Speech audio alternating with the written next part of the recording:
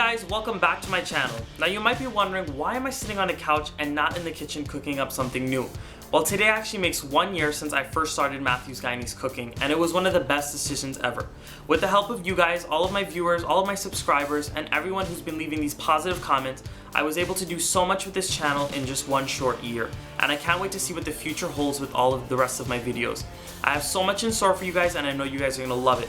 So to celebrate 1 year of my channel, and getting 5,000 subscribers within this 1 year, I decided to do a little Q&A video for you guys. So I have my little handy dandy notebook here, and I had you guys leave questions on Facebook, Instagram, as well as the comment section on YouTube, and I'm gonna answer them today for you guys. So I hope by the end of the video you guys know a little bit more about me and the guy who's been cooking on YouTube for you guys for the past year. So sit back, relax, and enjoy the video, guys. So the first question is, where did your passion for cooking come from? Now, when I was younger, I really loved to eat, and I still love to eat. And in particular, I loved my Guyanese food. I was eating roti, curry, vegetables, and I was eating pepper on my food at a very young age. So I guess just by loving all of these foods, and as I got older, I really wanted to learn how to cook these foods. And of course, by being behind both of my grandmothers in the kitchen, as well as my aunts and my mom. The next question is, who's your biggest inspiration, celebrity and personal? So as far as celebrity chefs go, I don't really have that one chef that inspired me. I would say as a whole, they're all pretty hardworking, they're all pretty successful, and all dedicated to their craft, so that's really what inspires me about them. As far as personal goes, I'd have to say my biggest inspirations are both of my grandmothers. So my mom's mom as well as my dad's mom. Both of them came to this country years ago without much. They came with their husbands and all of their kids, which were all under the age of 10. And just seeing how hard they worked and hearing about all the struggles that they had to endure over the years, that's what really inspires me. It makes me want to work even harder, so this way I can really appreciate what they had to go through. So you guys don't really have to get me started about my grandmothers, because I really admire all of the hard work that they've put into their lives, and they're very successful now if you can ask me. The next question says, what's your absolute favorite Guyanese meal? Now, if you guys know me, you'll know that my favorite Guyanese meal is pumpkin and roti. Whether it's plain old fried pumpkin, or it's pumpkin with shrimp, or it's pumpkin curry, I love it any way I can get it, and I'll eat it with roti any day of the week. It's one of the best things ever. If I had to choose something else, I also really enjoy goat curry and dal puri. If you give me a nice hot plate of goat curry, I'll tear that up with some dal puri. That's some good stuff right there. The next question asks, how old were you when you first started cooking? So I would say about at the age of 8 or 9 is when I made my first meal for my family. I believe I had made oil roti and fried baigan, and that's what I can remember being the first thing that I ever made. But before I was even 8 or 9, I was always in the kitchen behind my aunts, both of my grandmothers in the kitchen, just seeing what they were doing, and I'd always offer to help, and I was able to cut up some stuff, roll out rotis if they were making them. So I've been cooking for a long time, you could say that, but when I've been cooking alone, I would say about age 8 or 9. The next question asks, do you like chutney, soca, or dancehall music? Now, I don't really listen to either, but if I had to choose one, I would choose chutney music. The next question asks, what's your favorite recipe? So my all-time favorite recipe would have to be my recipe for lapsi. Now, I have it on my channel. I have it linked right up here if you guys want to check that out. But basically what lapsi is, it resembles a sweet pastry cream, and it's made for pujas as an offering to Mother Durga. The reason why I say it's my favorite recipe is because it was my great-grandmother's recipe. This recipe is a total living testament to how recipes can be passed from the older to the younger generations. So I'm sure my great-grandmother probably learned it from her mother or her grandmother, but I know that she passed it down to my mom's mom, which is my grandmother, and then to my mom's sister, and she then passed it on to me. So it's pretty cool to see how these recipes pass down from generation to generation. That's what really makes it my favorite. The next one asks, what's your biggest aspiration? So this one's a pretty open-ended question. I would say that my biggest aspiration in life is just to become successful. I want to work as hard as I can and, do as much as I can now, so this way I can reap the benefits later. The next one says, have you tried any recipes in the Instant Pot? So if you guys don't know what an Instant Pot is, it resembles a pressure cooker in a way, but it's not a pressure cooker. So it's a pretty cool gadget. The reason why I haven't used it yet is because I don't own one. Would I use it? Yes, I would use it, but no, I haven't tried any recipes in it yet. The next question asks, what's the best way to enjoy cooking considering all of the preparation and cleanup? Now, I'm going to say that if you're going to go into that kitchen, you have to go in with the mindset that you're going to have to be cleaning up afterwards. the way you walked into that kitchen is the way you're gonna have to leave it when you're done cooking. So that means you're gonna have to wipe down the counters, wash some pots, possibly get dirty while you're cooking as well. So you really have to enjoy cooking to be in that kitchen and make something really good. I'm not gonna lie to you guys, some of these recipes that I do make, they're long and they're drawn out. I try to make them as simple as possible so this way everybody, even if you don't like cooking, can make them at home and really enjoy the process. But you know, sometimes you just can't get around it. You gotta do the things the old-fashioned way, and then you'll get the real taste of these things. The next one says, what's the best way to clean chicken? So the way that I would clean chicken is, if I had a whole chicken and say I was making chicken curry or something like that, I would go ahead and chop it up into the pieces that I want, as big or as small as you'd like, and then I'd go in there with my knife and get off any pieces of excess fat that I don't want in there. And now, depending on if I bought a chicken from the supermarket and I bought one from like the fresh poultry farm, like that was just killed that morning, you're gonna have to clean them a little differently. So if I bought one from the supermarket, all you need to do is, once you get it chopped up and remove all of that fat, all you really need to do is sprinkle on some salt, or you could do lime, or you could do vinegar, and just wash it with some water and then drain it off. Now, if you had a really fresh chicken that was just killed, what you're gonna wanna do is go in with some flour on that chicken. That flour is going to take out a lot of the rankness or the freshness that chicken has. So you want to go on with some flour, and then I'd say maybe go on with some lime or the vinegar or the salt, just as a double whammy on the chicken, and go ahead and get all that rankness out. So the next question is another chicken related question. It says, when you make stewed chicken, do you add brown sugar? I forgot if that's a Trini or a Guyanese thing. So that is definitely a Trini thing, where you go ahead and you caramelize or almost burn that sugar, and then when you add your chicken in, it's going to give it a really nice dark brown color. So I've made that recipe on my channel already. I'll have the links right up here if you want to check that out. But the Guyanese way of making chicken stew or stew chicken, same thing, would be to go ahead and fry up some tomatoes, some onion, garlic, hot pepper, and then you go ahead and add in your chicken. It's really a tomato-based sauce for the Guyanese stew chicken, so it's quite a bit different. Now, the next question asks, if you use the sugar, what kind? So if you're using the sugar to make your brown stew chicken, you can go ahead and use white sugar or granulated sugar. You can use brown sugar or even that raw demerara sugar. It really doesn't matter on the type of sugar, as long as you caramelize it and get it dark enough for that chicken. This next question asks, why did you start your YouTube channel? Now, this one's pretty simple. Everybody kept telling me to start a YouTube channel. That's why I started it. Now, everybody who followed me on Instagram or even Facebook before the channel saw that I posted a lot of food photos. Now, they wanted to know how to make these things, and I knew how to make them. So they said, start a YouTube channel, teach the world, teach everyone how to make these traditional Guyanese dishes.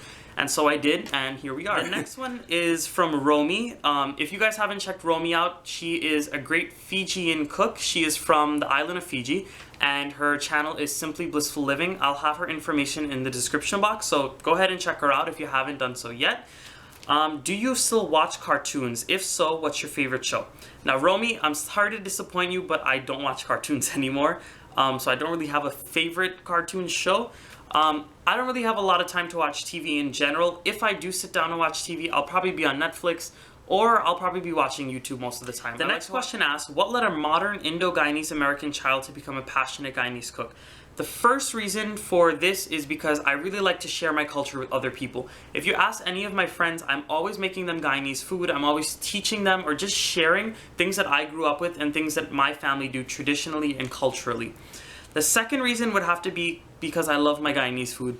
If I didn't learn how to make it, then I don't know who would make it for me. Next question asks, what's your career path once you start at UF? Now, if you guys didn't know, I recently graduated high school, and I will be starting at the University of Florida in the fall of 2018.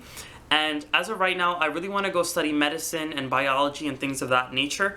As of right now, I don't really know what I want to do with those, if I want to be a doctor per se, or if I want to work more in a lab setting. I'm still trying to figure that part out, but you know, I have a little time for that. I have a little leeway. So I'm just going to start at UF, try to be as successful as I can from the get-go, so this way I can make these decisions a little easier in the future. The next question asks, are you aspiring to be a chef in the future? Now, I'm not really working towards being a chef in the future, guys. I really enjoy cooking. It's a passion of mine, but it's really just a hobby, something that I want to do on the side. I really want to go study medicine and biology and things of that nature because science really excites me. Food is a science in itself, so I think that's why it excites me as well. But I want to branch out. I want to do something different. I just don't want to stay one track for the rest of my life. That's why I'm going to study something different. So this next question is actually from a good friend, Reshmi. She's another fellow YouTuber, and she is from Taste of Trini. I'll have her information in the description box down below as well. So make sure you go ahead and check her out.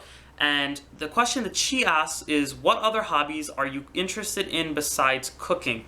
So besides cooking, Reshmi, I really like science, and if you guys don't know, I do have a drum. I have a dholak, and it's an Indian style drum that's usually played at Hindu prayer services or in Hindu temples, and I really just learned how to play that by myself, and I like to play that every once in a while. I also like to exercise and live a pretty much healthy life. I go to the gym a few times a week, work out a little bit, and I eat pretty healthy at home. Some of these dishes that I make on my channel, they're not very healthy, but those are not things that I eat on a daily basis, just letting you guys know. The next question asks, have you ever been to Guyana? Now, sadly, I have not been to Guyana yet. I am waiting on the day when I finally get to go to my mother country. Now, I've heard so many nice things about Guyana, just about the landscape, the food, and the food, and the food. I cannot wait to go to sample that. But I haven't been yet. I'm waiting. I think my uncle wants to plan a trip in the future, so I'll definitely be going on that trip, and yes, I'll be taking my camera with me to show you guys Guyana through my eyes. This next question is pretty long, but it says, if you could cook for anyone in the past, the present, a fictional character, a celebrity, legit anyone, who would it be, and what would you make for them? So this might take a little bit of a sad turn for some people, but if I could cook for anyone, it would be two people from the past, my great-grandparents. So it would be my mom's parents. And these two people were so influential in my life. When I was younger, I lost them when I was about age 13 and 14. So I had them for, quite a while, and I was old enough to know and take in a lot of knowledge from them. So they were really influential in my life. All of the advice that they used to give me and all the stories they used to tell me, I could sit there for hours listening to all the stories that they would tell, and it was just awesome. And it's very rare nowadays that you hear kids my age having had their great-grandparents for as long as I did. So I really miss them, but one thing that I wish I could do is show them some of my recipes. At that age, I really wasn't cooking a lot yet. I started making my own dishes when I was like 8 or 9, but when I used to come to New York, it wasn't really cooking based. I was really just here on vacation. I didn't really get to make much for them. So if I could make something for them, I would make a lot of those traditional Guyanese sweets like parsad, rot, lapsi. I think they would have been really impressed to see that I was able to carry on these things that they had started within the family, really. So that's really just the one thing that I wish, if I could have them just one more time, I would be able to cook some of those things for them, or anything in general, just to see their thoughts on it and get their critiques. So this is the last question I'm going to do for you guys, and then I'm going to go ahead and wrap up the video. This one says, what's the worst dish you've ever made? So the worst dish I probably ever made was the first time I tried to make falafel. Now, if you guys know what falafel is, it's basically like a chickpea cake or a chickpea patty. In Trinidad, I know they have something called kachori, and it's very similar to the falafel. So I remember I had it at a restaurant once, or at somebody's house, and I was probably 13 or 14. I decided, let me make this at home. It doesn't seem that hard. So really, you're supposed to use the fresh chickpeas or the dried beans. You're not supposed to use the canned ones, because the canned ones are already so mushy. So that was my first mistake. The cakes came out pretty mushy and mealy on the inside. They weren't the right texture, and I decided not to deep fry them. I decided to pan fry them. So basically all I did was I put a few tablespoons of oil down at the bottom of the pot, and I decided I'll just brown them on both edges and they'll be done. So once I put them in the pan, all I noticed that started happening was they started to fall apart. It was just a big old mess. I guess because it was the canned chickpeas, they were way too wet, and the texture was totally different from those dried chickpeas that you would normally soak, grind, and make your falafel with. So I would say that was the worst thing that I've ever made, but of course everything takes practice, guys. So I'm gonna tell you guys, a lot of the things that I made for the first time, they didn't come out perfect. Guys, that's my first Q&A video done. I really hope you guys enjoyed it. Now don't be disappointed if you didn't get to leave me a question to use in this video today. Go ahead and leave them in the comment section below or through my Facebook or Instagram. I'll be sure to take note of them and use them in my next Q&A video. Once again, I'd like to thank everyone for their continued support and all of the love they show on my channel. If you're not subscribed to my channel, consider subscribing. I'd really appreciate it. Go ahead and like some of my videos that I have on my page. Leave some comments down below. I'd love to hear from all of you guys. And once more, I'd like to give a big shout out to my family. Thanks for pushing me so I could be here today. 1 year of Matthew's Guyanese cooking, guys. It's awesome. I'll see you guys again with another one of my awesome recipes or another video. Until next time, bye guys.